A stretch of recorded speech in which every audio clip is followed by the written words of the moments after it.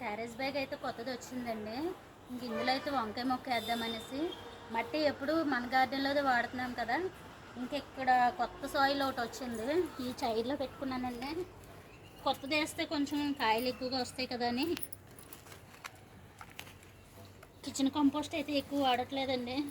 నేను ఎక్కువ అన్నం కూడా వేసేదాన్ని కదా, మిగిలిపోయిన అన్నం అదిని. ఈ మధ్య చాలా రోజుల నుండి ఎలక ఇబ్బంది పెట్టేస్తుందండి. గార్డెన్ పెంచాలంటే ఇంట్రెస్ట్ పోతుంది ఆ ఎలక వల్ల.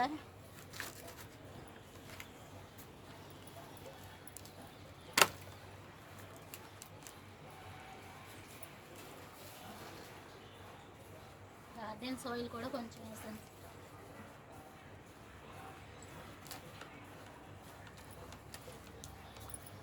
ఇంక వంగ మొక్క ఉంది, వేద్దాం ఇంట్లో.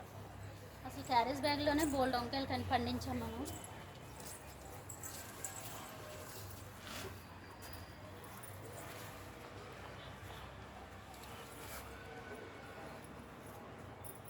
చిన్న మొక్క అయితే ఉందండి. ఇడ్లీ కుక్కర్లో వచ్చింది చిన్న మొక్క. ఇంకో వంగ మొక్క వేస్తున్నాను.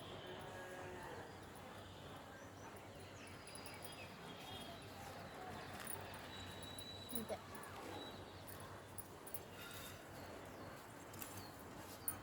ఇక్కడ వైట్ పూలు చూపిస్తాను.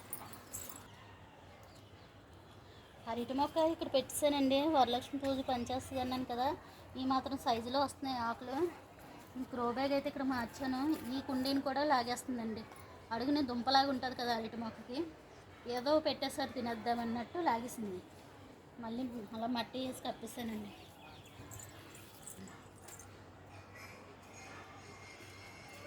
ఈ ఫ్లవర్స్ ఎంత అందంగా ఉంటాయండి.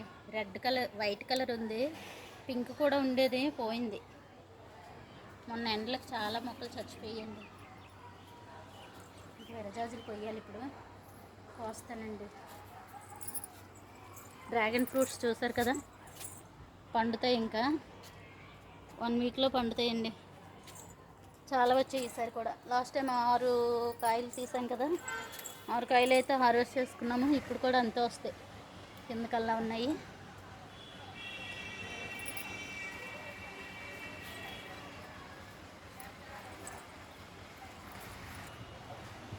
నిమ్మ చెట్టు సీడ్ నుండి పెంచాం కదండి, ఇది ఎందువల్ల తెలీదు చచ్చిపోయినట్టు అయిపోయింది. మళ్ళీ చిగురు పెట్టుకొని వస్తుందండి. చచ్చిపోద్దేమో అని చాలా బాధపడ్డాను. అసలే 8 సంవత్సరాలను పెంచుతున్నాను ఇది. ఇప్పటికి మనకు కాయలు రెడీ అవుతున్నాయి. చాలా పూత అయితే వచ్చింది, రాలిపోయిందండి. ఇంకా మొలమాకు చూడ సరే మీరు